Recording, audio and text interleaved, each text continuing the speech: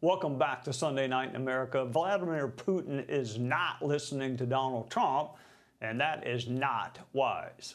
We had a call. It was a pretty long call. We talked about a lot of things, including Iran. And we also talked about, as you know, the war with Ukraine. And I'm not happy about that. I'm not happy about it.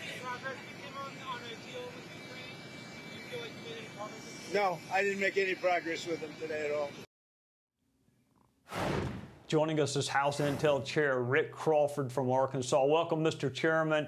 People keep falling out of buildings in Russia. Ukraine is still under attack. Will this war ever end? And will the president, our president, eventually run out of patience with Putin?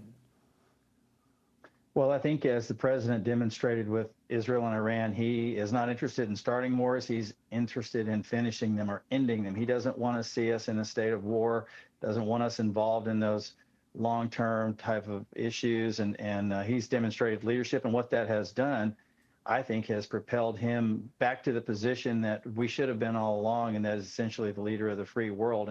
And President Trump has the initiative. People are listening to him. You look at the evidence of that in terms of the recent NATO conference, where they got the NATO assessment up to where it should be at 5%.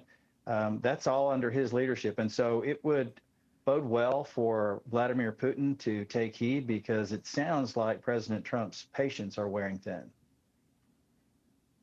All right, you mentioned Iran and Israel. Are you satisfied the strikes in Iran had their desired effect? We had John Lee Ratcliffe on.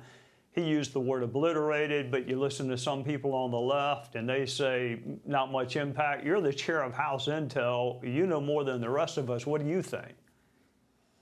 Well, whether those targets were obliterated or they weren't, I'm not even sure that was the desired effect. The desired effect was achieved, and that was to, number one, stop the war. Number two, bring Iran into a position of having to come to the table and negotiate terms for a ceasefire and a long-term cessation of hostilities. That's exactly what happened. Effectively, President Donald Trump's leadership, he ended the war between Israel and Iran, and also dismantled their nuclear capability. Now, you can split hairs if you want to about how long of a delay they inflicted.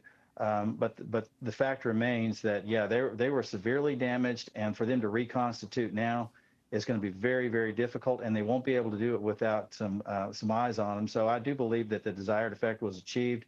And the other thing, as a byproduct of this, was I think it empowered the Iranian people. I think that it's Donald Trump's goal, I think, is part and parcel, is saving Iran for the Iranian people and let them engage in self-determination. And I hope that will happen.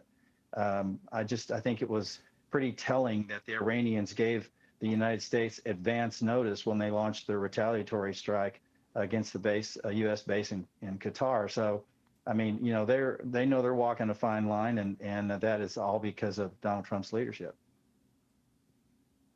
Chairman, you and I are singing out of the same hymnal, because I have said whether it's destroy, degrade, or deter, it was a success. If it's any of the three, then the strikes were a success. Let me shift gears. Let's go back in time. You and I sat beside each other during the so-called Russia investigation. The CIA just made public a critique of that so-called Russia collusion. John Brennan and Jim Comey are in the middle once again. What do you make of that? Well, I guess the thing that I have a problem with is that the analysis here was a lot like, the fox guarding the hen house. Essentially, an analyst did an analysis on the analysis. And what they left out were some of the key players. So, yes, they said, okay, well, look, we knew, Brennan bad, Clapper bad, Comey bad. That's easy. We all knew that, and we've known that for quite some time.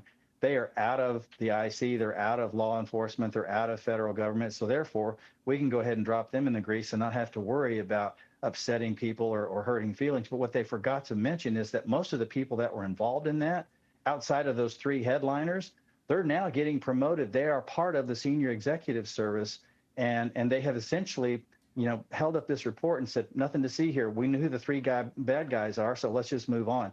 And I'm not willing to move on because, as you know, this runs a heck of a lot deeper. You were part of that when you and I served on the committee under Chairman Devin Nunes. He launched that investigation in 2017. We've been trying to get our report, which is our product, for, since 2018. And it's been denied to Chairman Nunes, it's been denied to Chairman Turner, and it was denied to me up until I wrote a letter to the president requesting that that become our property, because it is our property and we wanted it returned to us. And what our report shows is that this assessment that was written by an analyst, basically to indemnify those analysts, exposes the flaws in the complete politicization and disregard for analytic tradecraft that has become systemic over there at the CIA and throughout the IC. We know, Chairman, if memory serves, you have a former committee mate in John Lee Ratcliffe running the CIA, and we have a former guy that you and I worked with in Kash Patel running the FBI. So I hope you get exactly what you were looking for and asking for, and I feel certain you will. In the meantime, thank you for joining us on a Sunday night, and we'll see you soon. You bet. Thanks.